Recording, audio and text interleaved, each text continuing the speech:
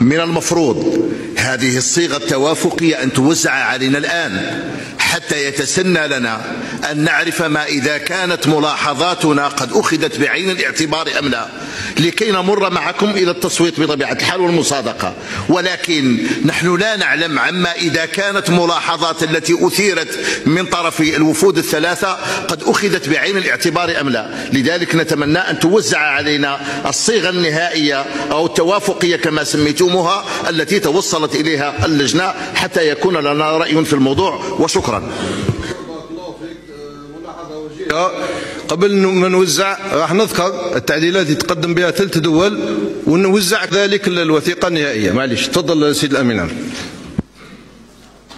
لم نجد أي مبرر لهذا التعديل، لم نجد أي مبرر في هذه الخانة لتعديل النص القائم، خاصة أن هذا النص يشير أولا إلى أن الاجتماع وقع في دمشق، وأنا في غياب الإخوة السوريين لا أريد مناقشة أو تعديل أي مقتضى يتعلق بدمشق وبسوريا. هذا أولا.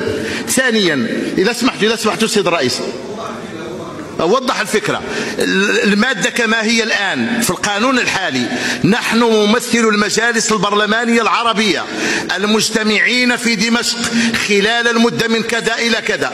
أريد أن يبقى هذا المقتضى لأنه يؤرخ لزمكان إنشاء اتحاد البرلمان العربي، ولا أريد أن يمس مقتضى قانوني فيه إشارة إلى دمشق في غياب دمشق أولا.